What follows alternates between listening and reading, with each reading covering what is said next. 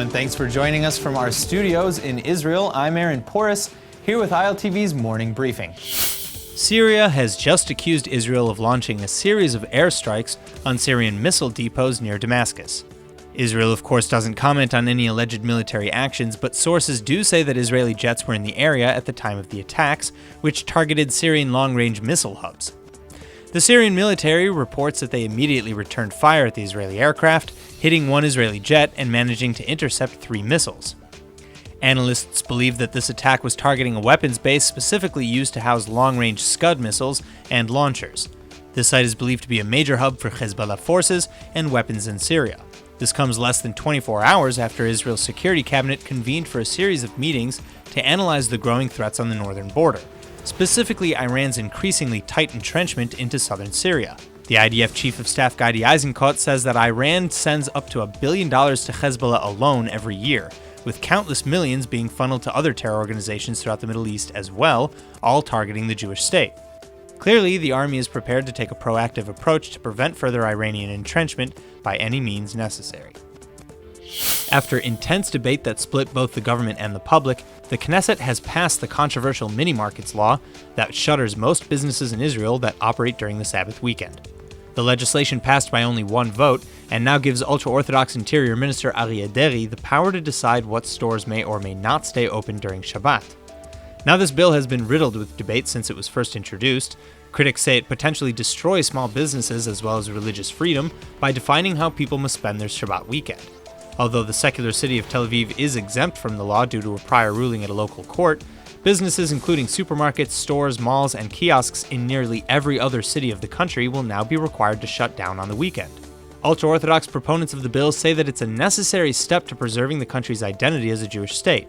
But even members from Netanyahu's own Likud party fiercely opposed the idea and refused to vote for it, arguing that Jews, as well as the over 1 million non-Jewish Israeli citizens, should be free to observe Shabbat how they see fit.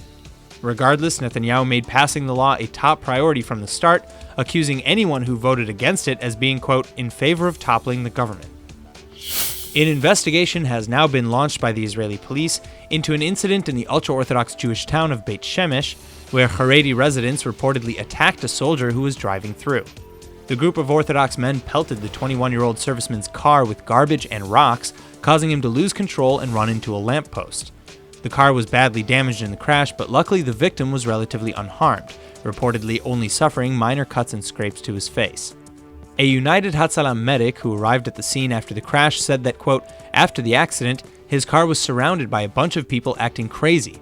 I approached the car and calmed the driver down, I treated his wound, and stayed with him until the police and ambulance team arrived, end quote. This is not the first time that there have been demonstrations, cases of harassment, or even attacks against the IDF and active duty service members from the Haredi community. Just this past summer, former MK Rabbi Dov Lipman's son was trapped in a Jerusalem bookstore by a violent mob of Orthodox Jews as well. Shlomo Lipman, who was in military uniform at the time as he was leaving the base for the weekend, stopped in the religious neighborhood to buy a book before the Sabbath. According to the Shin Bet security agency, 2 Bedouin Israeli women from the village of Lakia have just been indicted for allegedly planning ISIS attacks against Israel. 19-year-olds Tasnin and Rama al-Assad have been charged now with contacting foreign agents, planning deadly terror attacks, providing information to the enemy, attempted murder, joining a terror organization, and more.